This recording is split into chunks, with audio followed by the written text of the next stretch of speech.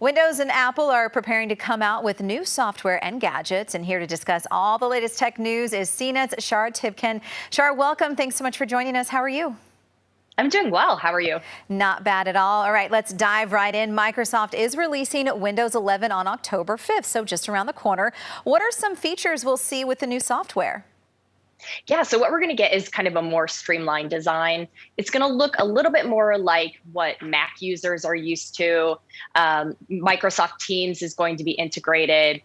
Just a kind of bunch of features to modernize Windows and to make it easier to use for people. That's good to know. I'm a Mac and a PC user, so it'll be kind of nice, a little easier to navigate them both then. All right, China has also taken some steps to limit gaming among kids. What's it doing? So it's only going to let kids play video games 3 hours a week. They'll be allowed to play it 1 hour each on weekends and then holidays as well. In the past, they were able to play video games an hour and a half on weekdays and 3 hours on the weekends. So this is a huge cut.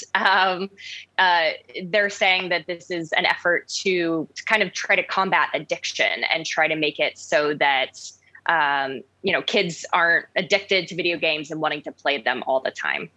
And how are they going to regulate this stuff? Do you know how they're going to keep track of all this? They said what they'll do is require the gaming companies to link a player with their real name. So people will have to basically just, I think, log in to be able to play these so it can keep tabs. It's really interesting because we would never see something like this fly in the United States.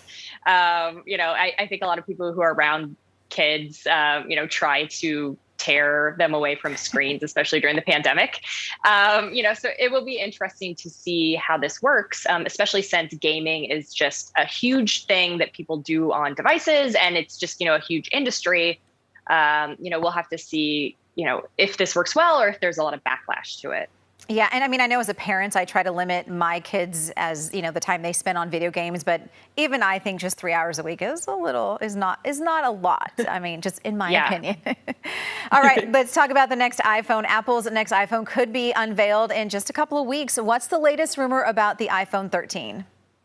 So there's a rumor that the new iPhone will be able to tap into satellite connectivity.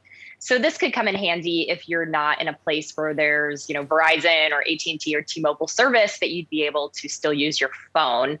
It sounds like it's not going to be exactly like that, but there could be some features that tap into being able to connect with people when you can't be on a cell network. So how does that work? You just log in? Yes. Yeah, so the idea is, satellite phones have existed for a long time, and what it does is it taps into the satellites that are orbiting the Earth. Now there are a bunch of low Earth orbit satellites.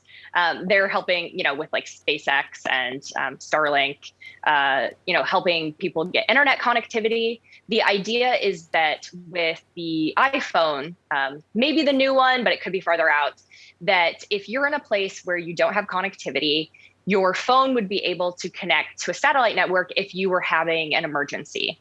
So it would let you, it would kind of direct you to walk outside and, hold your phone up and align with where the satellite is so that you could send an emergency text to a first responder or to one of your emergency contacts.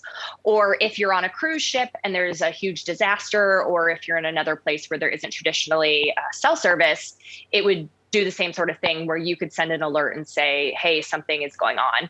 The idea, I think, at first isn't that you could just, watch YouTube when you don't have your regular cellular service. It's really for emergency services, but it would be a way to make sure that people can get help when they need it. Gotcha. Well, sounds like that would actually be very useful. And here I am just worried about if the camera and the phone work. The basics. Yeah, exactly. Right. Most people are worried about that. All right. Learning something new every single day. Shara Tibken from CNET, thank you so much. Thanks for having me.